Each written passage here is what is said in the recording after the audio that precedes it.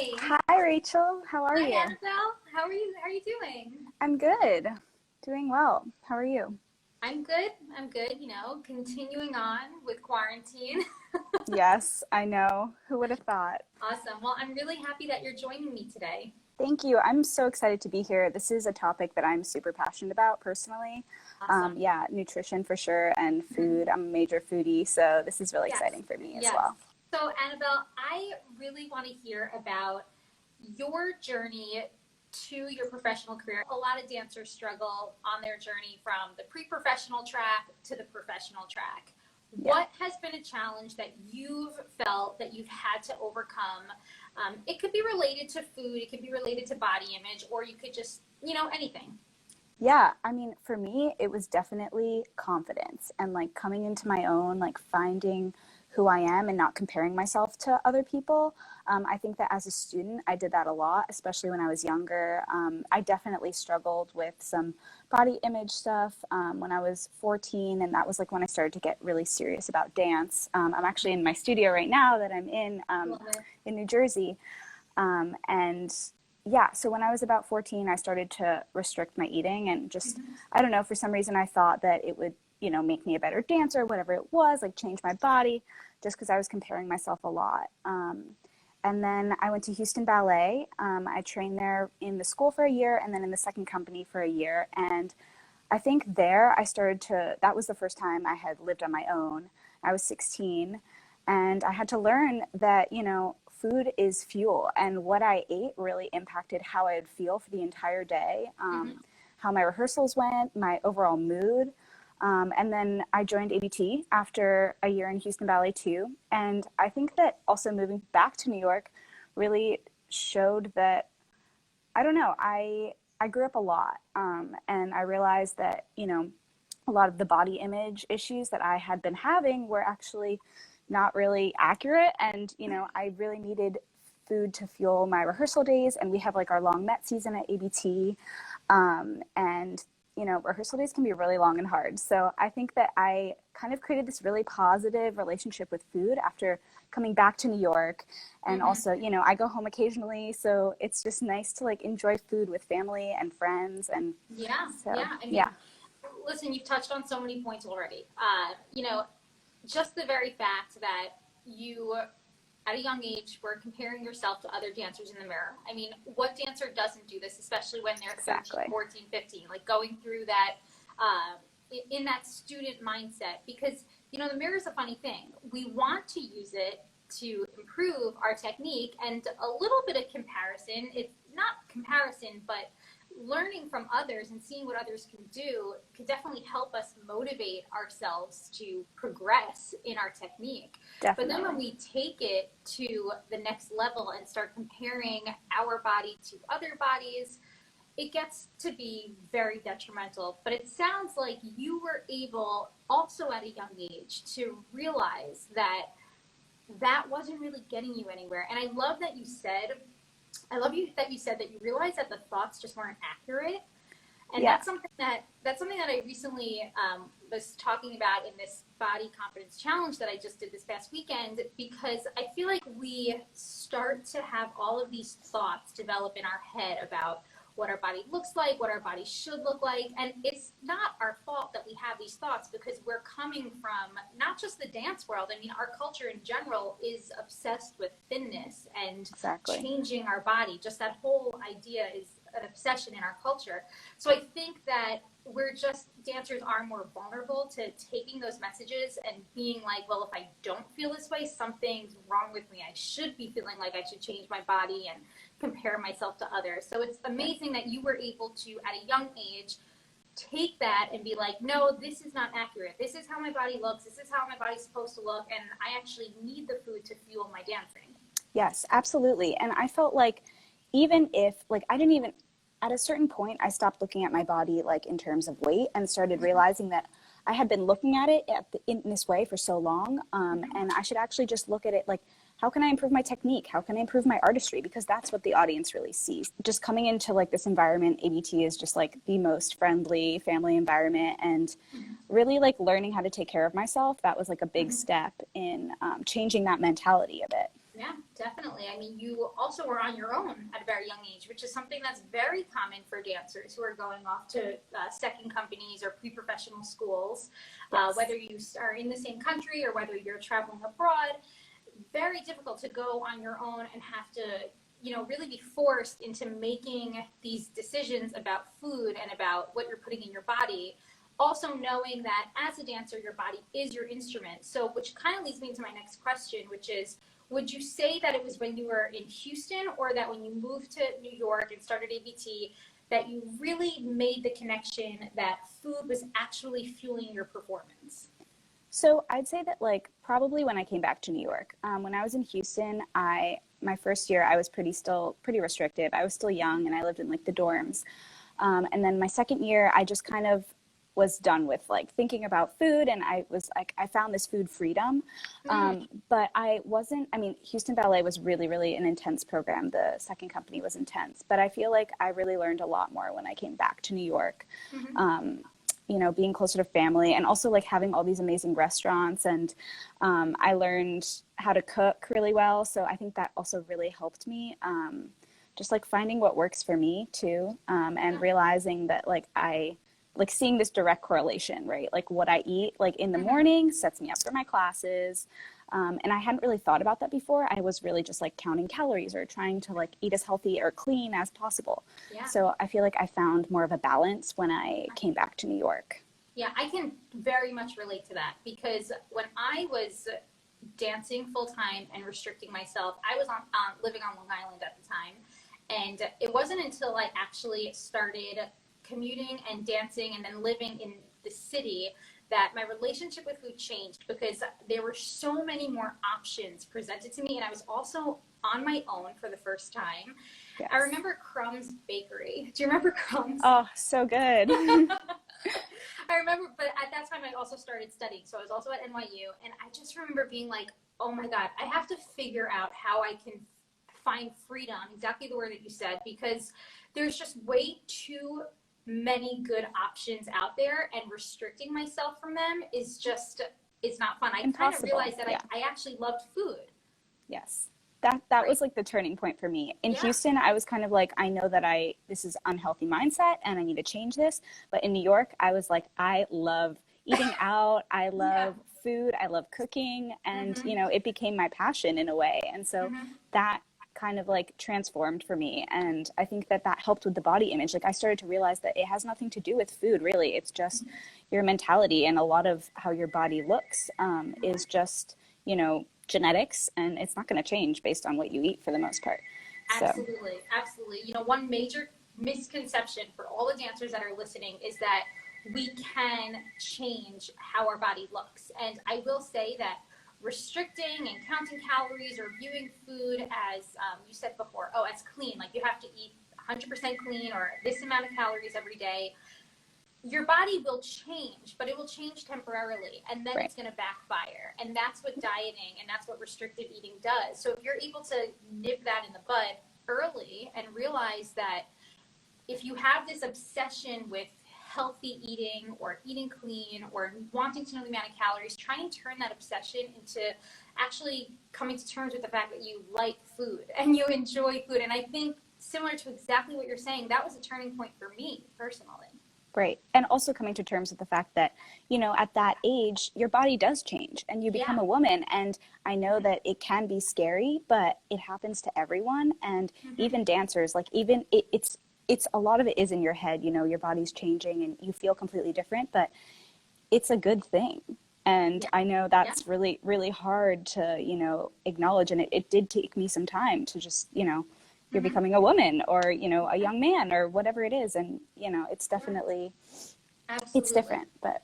Absolutely. And to just be patient with your body and let it change, because from the dancer mindset, if someone's listening and they're thinking like, oh, but if I gain weight, that's bad for my performance. But actually, no, that means that you're allowing your body to gain muscle, which is the only way that you're going to get through a 3-hour performance of Swan Lake. Right. Right? Yes, definitely. Yeah, Hmm. Swan Lake week is always like, gotta eat I like know. so much more.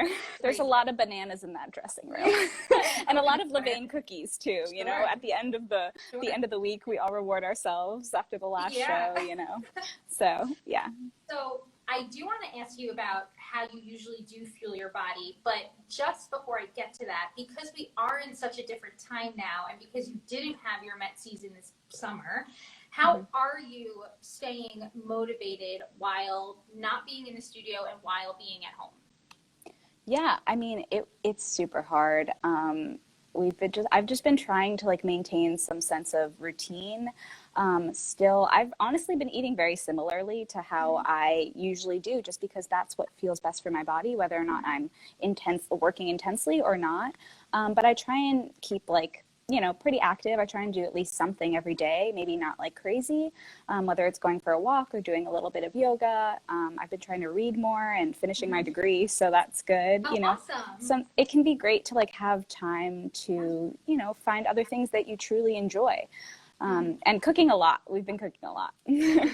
That's great. Yeah. So just keeping busy with other activities. And it sounds like you're not putting too much pressure on yourself to maintain what you had or where you were back in February, maybe when you were still in the studio. I think dancers are struggling right now because they're probably like the one benefit of COVID is that dancers aren't comparing themselves to other dancers in the mirror because they're dancing at home, but they're comparing themselves to where they were 5 or 6 months ago. And I think it's important for dancers to hear that you are likely not going to be at the same level that you might have been in February. Definitely. I like to say, so first of all, I think that, you know, it's important to cut yourself a break right now because we're not in the same conditions. Like we don't have studios. We're not rehearsing for however many hours a day and having tons of classes. So if you don't have the same ingredients, you can't make the same product. But once those ingredients come back, Yeah. you're going to be the same dancer. And a lot of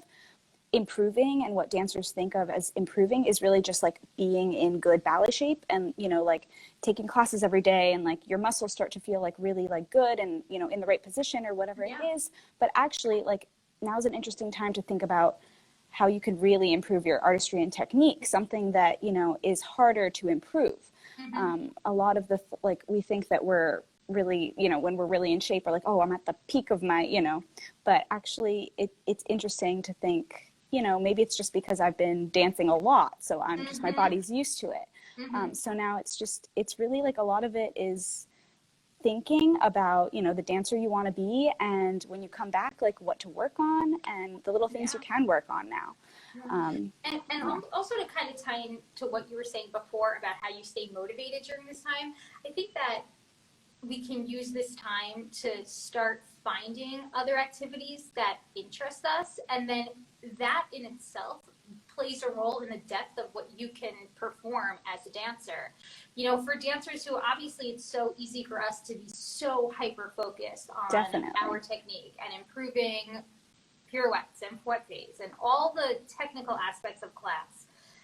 But if you really start adding depth to your life and you start reading and you start adventuring into other types of activities, I think that really can benefit a dancer's performance and, like you said, their artistry. Definitely. I feel like even just reading books and Yeah. watching, you know, all the streaming, all the, you know, the streaming ballets that are on right now, Mm-hmm. they're really inspirational. And Mm-hmm. I think that you can learn a lot just by watching. Yeah. And even though we can't be in this, you know, studios watching my colleagues, it's Mm-hmm. still, it's great to see other companies right now and, you know, maybe even watch on Zoom, trying not to compare, but Yeah, yeah. sure. Sure, you could definitely learn a lot. Does ABT have a plan yet in place for going back? Not yet. Everything's still so up in the air, Yeah. so we're not New sure, York but is definitely still up in the air, I think, for everyone. yeah, yeah. Mm-hmm. So our fall season is canceled, but we'll see. Yeah. Hopefully we'll get back Yeah. soon. Yeah, you will get back. You know, the worst about this is that it's so unknown, but at the same Yes. time, to a certain level, to a certain degree, it's going to be a temporary situation. Right, right. And I mean, I think that is hard, you know, especially now. Like, I feel like dancers are usually pretty, you know, type A and like want to control situations, which is probably also like something to be said for like how we eat and, you know, our food Right. intake and stuff. But yeah, I mean, it's scary to not know, you know, what is going to come out of this and how we're going to be and how we're going to feel. But, you know, if you just sit in it and take a breather, I feel like that's been helping me at least, you know, just Yeah. taking a breath and realizing that, you know, we're okay for now. Yeah. We're good. For me, I'm a type A perfectionist also, and I think that COVID has just been the ultimate test of the fact that life can't always go as planned, and you have to have other routes and plan Bs in place to just pick up at any time. Yes. So again, like getting away from that idea of having to be so hyper focused on your technique, because many dancers, they might not have the room. They might be doing a bar in a 3 foot by 3 foot space, and doing what they can with that. Right? Yeah. And not being so obsessed with perhaps getting to where they might have been before COVID happened. Yeah, and not getting discouraged, because that's like I was saying, I was talking about confidence, but that is the most important thing, just to like realize that we're doing this because we love it. And you know, it's the joy of dancing. It's not necessarily about getting to that place, and especially right now. So it's interesting to just tap into that and, you know, just enjoy the time, even dancing in your kitchens. It can be fun. Absolutely. So talk to me a little bit about how you are feeling your body. I'd love for you to walk us through a day. This could be a COVID day, or this could be if you were in your Met season. You can choose, or you can do both. Yeah. Okay. So I'll give like maybe like a Met season, like my normal routine. I'll wake up and usually for breakfast, I'll have like some yogurt and fruit and nuts, or I'll do like, if it's hot outside, I'll do like a smoothie with a bunch of like some sort of like fat, like maybe like flax seeds or some sort of seed, and like spinach, sometimes some protein powder and fruit, bananas, make it yummy. And then in like the colder months, I'll usually do like oatmeal with some sort of like fat and fruit as well. Just try and like, I try and get it all balanced in the morning, because I know that like I'm not sure like when the next time I'll be able to eat. Like sometimes it's pretty crazy. But I do try and have a snack after our class. So we usually have like class ending around noon before a rehearsal day. And then I'll usually have like another piece of fruit or something, like maybe more carb heavy, so that I, you know, have that boost of energy, so that I'm not, you know, tired. Oh, I also have coffee. I need to have my cup of coffee. And then for lunch, we usually have lunch around 3, which is pretty late, but I really love having avocado toast, just because I feel like it's pretty simple. It tastes awesome. My mom's boyfriend is actually a sourdough bread baker. Oh my God. The educated Probably chef amazing. is his, yeah. So he makes this amazing sourdough bread. It's like, you know, so few ingredients. I know where it came from. So, I'll have that with some avocado and like, you know, a hard-boiled egg or something. And that's a great lunch, or like a piece of fruit too. I love chocolate too. I'll have like chocolate anytime. Yeah, I love that. I definitely have a sweet tooth, so I don't restrict myself with that. I love fruit and I love sugar. I could definitely relate, Anabel. And then I'm usually really hungry by the end of the day. I get home at around like 7:30 or 8, and I'll make some dinner. I make a lot of like curries or dals with like lentil or beans, and or I'll make like a salad or something easy. When I cook for myself, I live alone, so it's pretty basic usually and cheap, and you know, I find beans delicious, so I mean, to each their own. So I usually have that, and then I always have something sweet at night, you know, whether it's like a little bit of ice cream or, you know, some chocolate. I try not to restrict myself, and I'm usually pretty hungry at that point. It sounds like you focus on balance, which I love, because I mean, pretty much in everything you described, I love that you're focusing on fats also, just getting sorts of healthy fats in, whether it's your nut butters or your nuts or the avocado toast, because I think a lot of dancers don't realize, they just get very scared about fat and the idea of little fat. That was definitely fat. Me. Yeah, me too. Listen, I went through that too, and I think we have to realize that fat not only has health benefits like absorption and transport of vitamins and blah blah blah, all that stuff, but it also satisfies us. It keeps you satisfied, especially during the day. You're saying you really don't know how your schedule is going to pan out, if you have rehearsals or last minute, maybe a meeting or anything like that, or even just like commuting while you're in the city. So I think it's important to choose foods that actually satisfy you, so that if you do end up having to go this long stretch of time, you're not running on like a salad without dressing type of thing where you're just so unsatisfied. Yes. Oh, then you get hangry and no one wants to see me when I'm hangry. So. Exactly. And fat also carries flavor. I mean, it's delicious. Yes. Yeah, it just makes things worth eating to me. So yeah, I definitely, fat was a like a scary food for me when I was younger, when I was 14. Yeah, I would like refuse to eat nuts, but now I'm like, I love them, you know? Yeah, I get it. And it's great. So yeah, I definitely try and maintain a balance. But I do let myself, you know, I will drink alcohol and I'll have bread and desserts when I go out. I love eating out at restaurants. That's like one of my favorite things. I think that food, my mentality is that food is social. So like when I'm just, you know, eating by myself, it's mostly just, you know, fueling my body and like getting ready for the next day, especially if I'm tired. But I do love going out and, you know, having an experience with people or cooking with friends or family and, you know, learning about a new dish and the culture behind that dish. And I think that that's like the beautiful part of food too, is that how it brings people together. Yeah, so such a good point. And we lose that in this country, right? In Europe, you see a much more open mind and just grace around, for lack of a better term, around food and meal times and making it an experience. Where here, we're always on the go. We're always multitasking. So I love one thing that you just said was that you know that there's a time and place for different things. So it's like when you're alone and you're in your normal schedule, you're choosing foods that are fueling your body, fueling your dancing. But when you are with friends and you're socializing, that you're able to separate like that mindset of where you're not like, I have to know exactly what restaurant I'm going to because I have to stalk the menu beforehand and make sure that they only have these clean options, right? You're not in that mindset. You're actually taking it as like, no, this is an experience. This is a social experience. It's a celebration, and I should be able to enjoy that. Yes. And also, I think that part of that, like going off of that, I think that food and satiation isn't only, you know, physical, like, okay, I'm full and I'm fueled for the next day. It's also like mental. Like when you have a good time with food and you really enjoy your food, then you're really satisfied. You know, if you go to a restaurant and you're with friends and you're really enjoying what you're eating, I feel like then you're not craving something else or, you know, wanting to go home and eat a lot of ice cream, you know? So it's just kind of like not restricting yourself, I guess, allows you to really have that freedom and enjoy food without getting in your head about it too much. Absolutely. I love that concept. I mean, that satisfaction, it's not just the physical. And actually, it's so great that you say this, because I think my dietitian hat, when I wear my dietitian hat, I'm always educating about how dancers can make a more satisfying experience with their food by adding sources of fat and slowing down and being more mindful when they eat. But it's funny because it's on the flip side, socializing and thinking about, you know, the time that you're spending with your family and your friends is adding to that satisfying experience, like you said, so that you're not coming home after the meal and scavenging your kitchen because you just like there's some empty void that you didn't fill while you were eating out.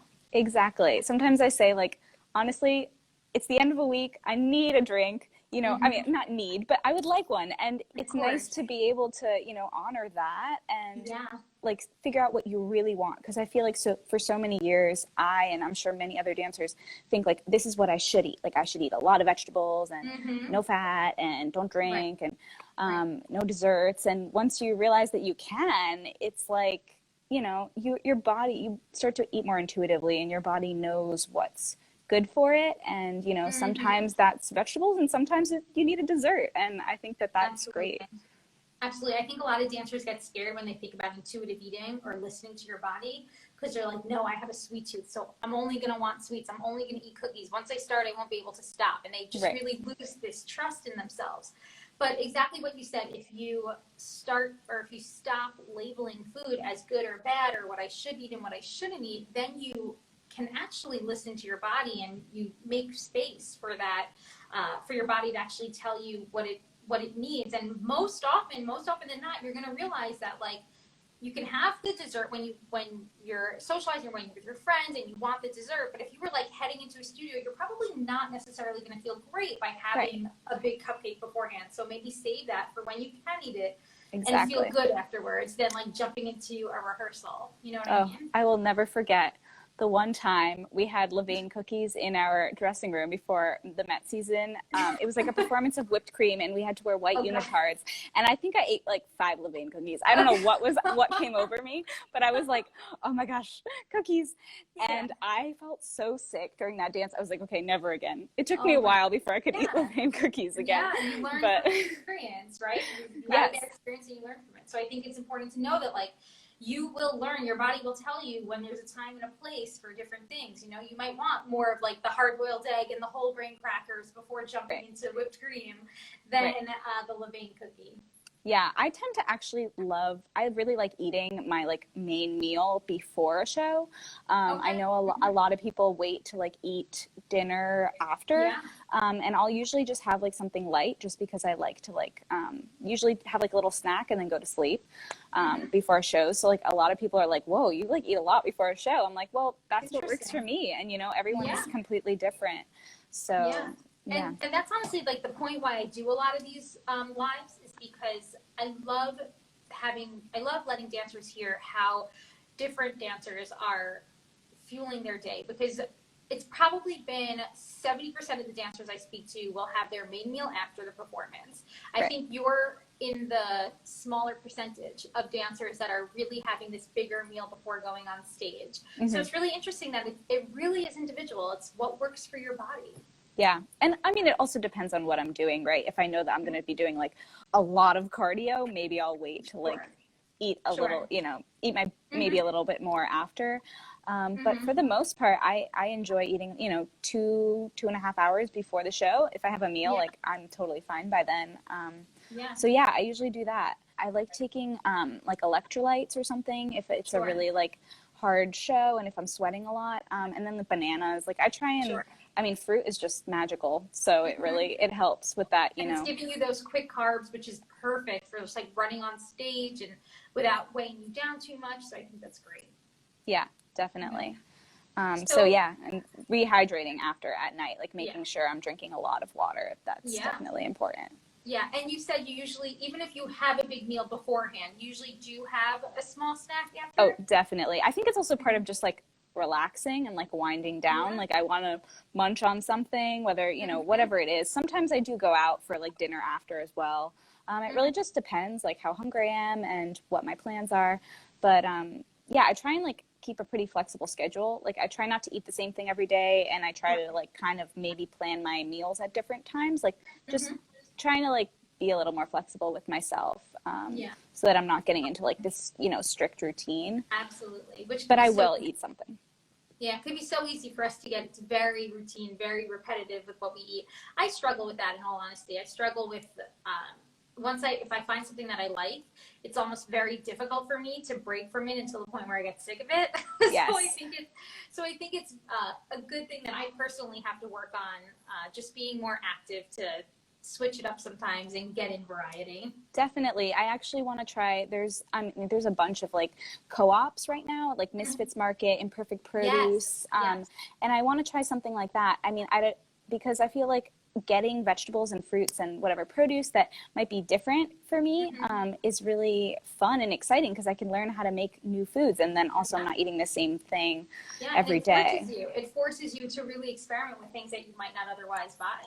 Yeah, and I've been doing that at home. I mean, being home is really great because I've had time to cook, and cooking with my family is great. And Hmm. sitting down to a meal, trying new recipes, I think that that's all like a really great part of coronavirus, honestly. I haven't Yeah, been home and have like absolutely. sat down to have family dinner in how many years. So I mean, it's good. it's like what you were saying before about making an experience and then using that experience as something that you can, in a crazy indirect way, bring into your artistry of dance, making you have more depth of a person, Exactly. experiencing social settings, which can be very difficult, especially for younger dancers. Again, that hyper focused tunnel vision around ballet. So my Yes. final question for you, Anabel, is I'd love for you to just summarize how you would define a healthy dancer. Yeah. So I think that a healthy dancer, it's like mental first, really.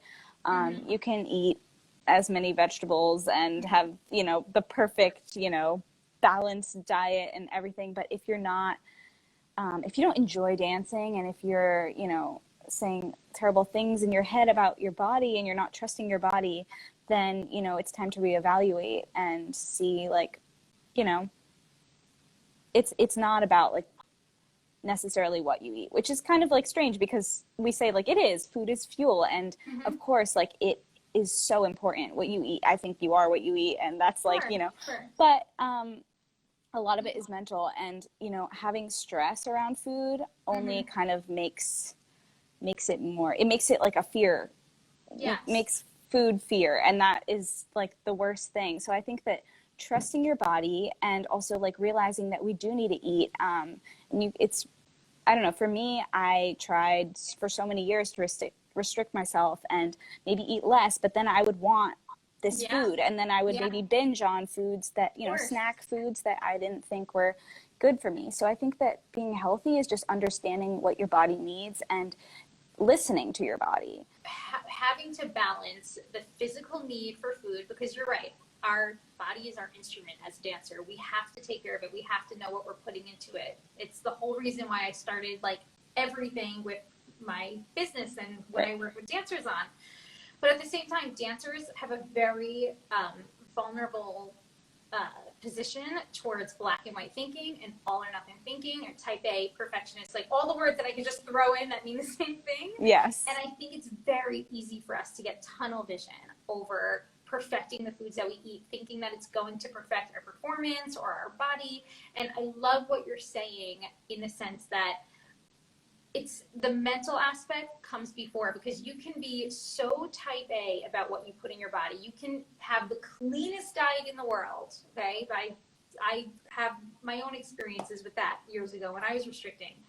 And the only place that led me to was burnout, because I was so consumed with negative thoughts, comparing myself, comparing my body to others, didn't get me anywhere, right? But burnout, which is obviously not what a dancer wants. So it's like dancers have good intentions when they want to fuel their body and learn how to eat, you know, clean and fuel for performance. But if the second that gets put to the extreme, which it very easily can for a dancer, I think then the mental aspect goes out the window, and exactly what you said, you lose the passion and the love for dance, and you know, it could be very detrimental.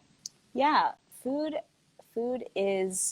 should be able to, you know, allow you to do all these amazing things, and it's also joy, and it's bringing people together. It fuels your body. You only have one body, so you know, you just have to learn to love it, and you know, realizing that food is just this amazing thing, and we should be so grateful for, you know, having food, and just being mostly just being grateful for what we have, and not worrying so much about body image. I'd say that's like my biggest advice. You know, another piece of advice, I don't even know if you've even realized that you gave it, but it is really good advice, is to take the opportunity right now during COVID to start experimenting with having an experience around food. Start experimenting with recipes and cooking. And if you feel that you have this fear around food, you can start to turn it into more of a love and something that you can appreciate and actually find gratitude for. Yeah, like set little challenges for yourself. Like I love like trying new foods, but I know it can be so scary, you know, maybe trying a food that you're uncomfortable with, or, you know, if you have a very set routine. So just try something new every day, and you'll realize that, oh, like I'm okay, like I'm still here, like nothing changed, and that was delicious, and I want to try more. And then, you know, you just kind of like increase your repertoire, and you know. Yeah. Anabel, thank you so much. You gave such beautiful and wonderful insight. I cannot thank you enough. Thank you so much. It was a pleasure. Thanks for having me. You're welcome. And I will speak to you soon, okay? Yes, sounds great. Right. Bye, Rachel.